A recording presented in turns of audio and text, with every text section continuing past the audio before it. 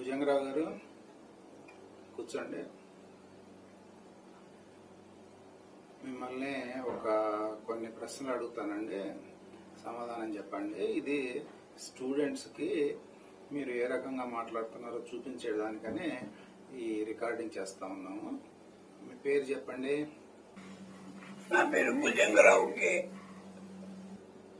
ఈ జబ్బు మీకు ఏ సంవత్సరంలో కనుక్కున్నారు? మీకు ఏ రకమైనటువంటి జబ్బు వచ్చిందండి?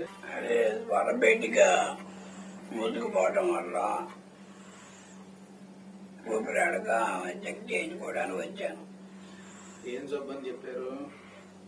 అదే అది థర్డ్ స్టేజ్ ఆఫ్ క్యాన్సర్ అన్నారు. ఓకే, తర్వాత మరి మీకు ఏం చేశారండి?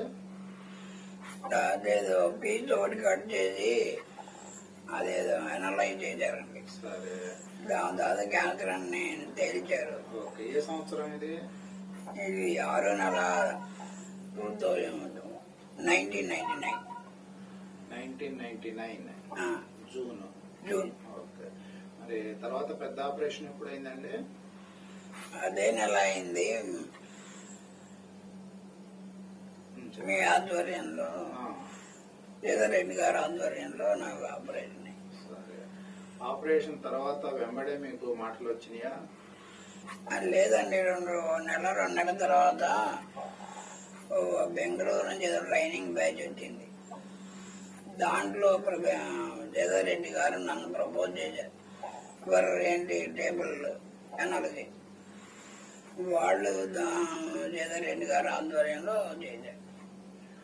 ఆపరేషన్ చేసిన తర్వాత మీకు మాటలు రావడం అనేటటువంటివి సంతృప్తికరంగా ఉందా?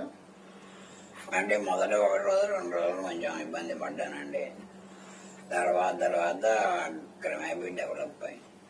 ఇప్పుడు మీ కుటుంబ సభ్యులు మీరు మాట్లాడేది పూర్తిగా అర్థం చేసుకోగలుగుతున్నారా? బాగానే అర్థం చేసుకుంటున్నారండి. మీ స్నేహితులు, శ్రేయోభిలాషులు అందరూ బాగానే అర్థం చేసుకుంటారు. బాగా అర్థం చేసుకుంటారు. అంటే ఇప్పుడు దగ్గర ఆపరేషన్ అయిపోయి 11 సంవత్సరాలు అయింది మీకు? More than 11 years. ఓకే, ఇప్పటికి మళ్ళీ మీకు జబ్బు ఏమీ తిరగబెట్టకుండా అంతా మీ పనులు మీరు చేసుకోగలుగుతున్నారు? ఏమైనా ప్రాబ్లమ్స్ ఏం రావడం లేదు. నేనే మధ్య క్లీనింగ్ చేసుకోవాల్సి అవుతున్నది. ఓకే,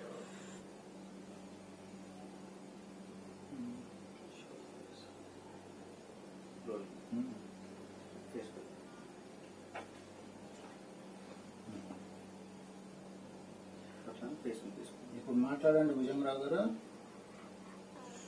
ఇది మళ్ళీ కొత్తగా వరబేటిగా అమ్మద్దని ఒక రిజెక్ట్ జరిగిందట.